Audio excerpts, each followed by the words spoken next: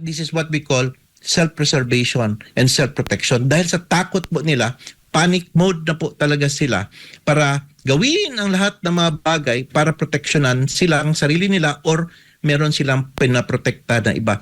This is a clear case kung bakit nila ginagawa itong panggigipit na ito. Masama na po bang tumanggap ng pera mula sa mga kaibigan sa side ni Senator Marcoleta? Hindi po. So hindi po iyon plunder, hindi indirect bribery kung by reason of office ang dahilan ng pagbigay ng pera. By reason of potential candidacy at that time, galing sa mga kaibigan. Hindi po pera ng taong bayan at hindi dahil isa siyang congressman at that time. Dahil potential natatakbo siyang senador at that time. So hindi pasok sa plunder, hindi pasok sa indirect bribery, hindi rin nga pasok sa COMELEC offenses, kaya hindi siya kinasuhan ng COMELEC. Iginiit ng isang abogado na pagprotekta umano sa sariling interes ng administrasyon ang nasa likod ng umano'y panggigipit kay Senador Rodante Marcoleta, na isa sa mga nangunguna sa paglalantad ng mga aligasyong kaugnay sa flood control anomaly. Si Daniela Paulite sa balita. Panggigipit para sa personal na interes ang planong pagsasampa ng kaso ng Office of the Ombudsman laban kay Senador Rodante Marcoleta. Ito ang pananaw ni Attorney Raymond Batu, Legal Counsel ng DDS Sara All Confederation. Kasunod ng planong pagsasampa ng plunder case laban sa senador, kaugnay ng umano'y campaign donation na natanggap nito noong nakaraang eleksyon. Naniniwala si Attorney Batu na taktika lamang ito ng administrasyon upang mapigilan si Marcoleta sa pagsisiwalat sa flood control anomaly at paglahok bilang Senator Judge sa impeachment proceedings laban kay Vice President Sara Duterte. This is clearly what we call selective prosecution or selective justice. Pinipili po ng mga nasa kapangyarihan kung sino ang papailan ng kaso dahil nga po meron silang sariling interes at pinoprotektahan. Nauna nang sinabi ni Senador Marcoleta na planado umano ang mga hakbang laban sa kanya. Sinabi ng senador na mas inuuna umanong usigin ang mga taong nagsisikap na ilantad ang katotohanan habang wala pa rin anyang aksyon laban sa mga umano'y pangunahing responsable sa katiwalian.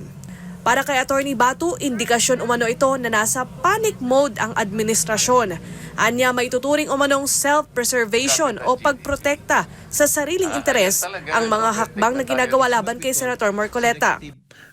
This is what we call self-preservation and self-protection. Dahil sa takot po nila, panic mode na po talaga sila para gawin ang lahat ng mga bagay para proteksyonan sila ang sarili nila or meron silang pinaprotekta na iba. This is a clear case kung bakit nila ginagawa itong panggigipit na ito. Bukod riyan, naniniwala rin si Attorney Batu na may sabwatan umano upang mapigilan ang paglalantad ng katotohanan at ang pagpapanagot sa mga responsable sa katiwalian. Yung concerted actions nila, yung kanilang pong kanya-kanyang pahayag would only show na it is a grand design, it is a conspiracy, planado po ng lahat. And I do not believe in my heart and in my personal opinion that ang Malacanang po wala pong pakialam dito. And I would believe that ang Malacanang po mismo ang ulo nito at nagsasagawa ng ganito. Because nga, meron po silang pinoprotektahan. Ano po ba ang pinoprotektahan? Number one, pinoprotektahan nila ang sarili nila na hindi po sila maging held accountable dito sa napakalaking anomalya. Samantala, nagpahayag ng suporta ang DDS Sara All Confederation sa isinagawang malawakang pagtitipon ng Iglesia ni Cristo sa EDSA People Power Monument nitong Martes. Para sa Diyos at sa Pilipinas kong mahal, Daniela Paulite, SMNI News. Tahasang binueltahan ni Attorney Harold Respicio ang mga paratang laban kay Senador Rodante Marcoleta kung saan nilinaw nitong hindi krimen o paglabag sa batas ang tinanggap na pondo ng senador dahil galing ito sa mga pribadong kaibigan at hindi sa kaban ng bayan. Si Prince Tripoli magbabalita. Libo-libong taga-suporta at mga miyembro ng Iglesia ni Cristo ang nagtipon sa EDSA People Power Monument nitong Martes, Hunyo 30 bilang pagpapakita ng puwersa at suporta kay Senator Rodante Marcoleta. Ito ay matapos i-anunsyo ni Ombudsman Jesus Crispin Remulla noong Lunes na tuluyan na ang sasampahan ng kasong plunder ang senador sa Sandigan Bayan. Kasabay nito ay binuweltahan ni Attorney Harold Respicio ang mga paratang at ipinaliwanag kung bakit hindi maaring ituring na plunder, indirect bribery o paglabag sa batas ng COMELEC ang tinanggap na pera ng senador. Ngayon po, si Senator Marcoleta, hindi po. So hindi po iyon plunder, hindi indirect bribery kung by reason of office ang dahilan ng pagbigay ng pera. By reason of potential candidacy at that time, galing sa mga kaibigan. Hindi po pera ng taong bayan at hindi dahil isa siyang congressman at the time. Dahil potential na tatakbo siyang senador at that time. So hindi pasok sa plunder, hindi pasok sa indirect bribery, hindi rin nga pasok sa COMELEC offenses kaya hindi siya kinasuhan ng COMELEC.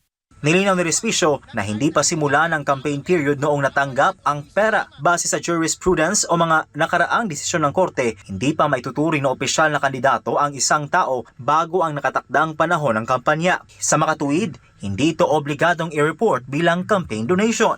Kung gusto niyang gamitin yung pera in preparation sa upcoming campaign at that time, nasa sa kanya na iyon. Pero yung kanilang mga transaction ay pribado po. Hindi involving ang elections, hindi involving ang technical campaign, at hindi involving mas lalo na ang public funds. Samantala, kasunod ng banta ng impeachment trial laban kay Vice President Sara Duterte, tiniyak ni Attorney Respicio na makakaboto at magagawa pa rin ni Marcoleta ang kanyang tungkulin bilang mambabatas. Anya, matatanggalan lamang ng karapatan ng isang halal na opisyal kapag may pinalhatol o conviction mula sa korte, kung saan kasama sa parusa ang civil interdiction o tahasang diskwalifikasyon. Sa side ni Marcoleta ngayon, hanggat wala pang kaso, wala pang conviction, wala pang explicit na penalty na disqualified siya to stand as a senator or to run again for public office, ay pwede po siyang mag-dispense ng kanyang mga responsibilidad bilang senador. So ganun po dapat ang ating